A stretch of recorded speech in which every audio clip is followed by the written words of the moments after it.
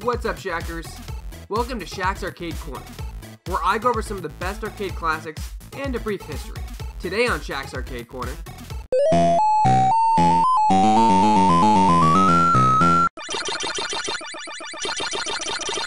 I believe many of you are familiar with Ms. Pacman, the unofficial sequel to one of the most iconic arcade games ever.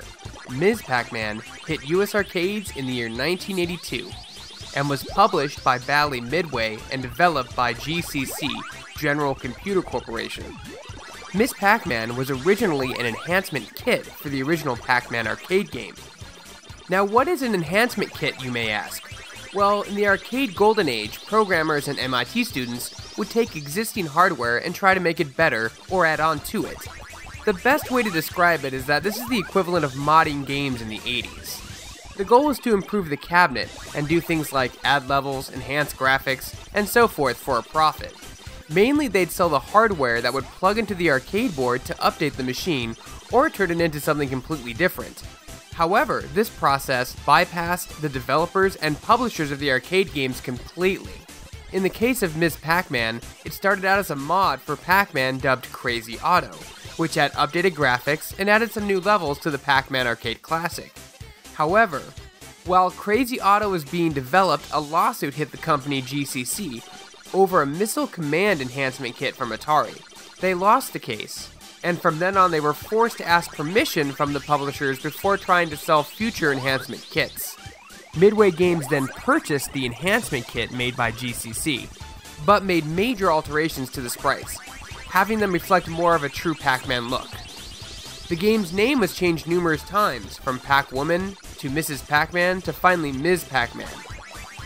Later, Midway stated that they made Ms. Pacman due to the overwhelmingly large amounts of women that played the first Pac-Man arcade game.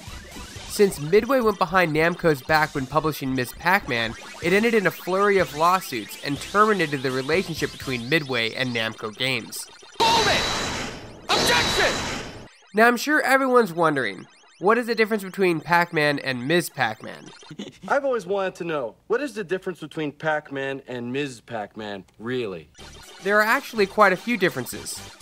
Ms. Pacman has 4 different mazes, each with different color schemes. 3 of the mazes contain 2 sets of warp tunnels, unlike the original Pac-Man that only had 1. The walls in the mazes have solid colors and aren't just an outline. The ghost patterns were completely reworked, making it harder to predict their movements. The orange ghost was renamed Sue in Ms. Pacman rather than Clyde. The fruits appear randomly from the sides of the mazes and move around, rather than appearing mid-maze. Ms. Pacman's death animation was different from Pac-Man's death animation. This arcade game was ported to everything: Atari 2600, 5200, 7800, and 8-bit computer line, Commodore 64, Sega Genesis, NES, Super NES, Philips CDI, Game Boy Color, Xbox 360, PS3, and of course, iOS and Android. Much later, Namco would officially adopt Ms. Pacman into their gaming family. Have a request for an arcade corner? Tweet me and include hashtag arcade corner. For more videos like this and everything else gaming related, you're already in the right place. You're on Shacknews.com.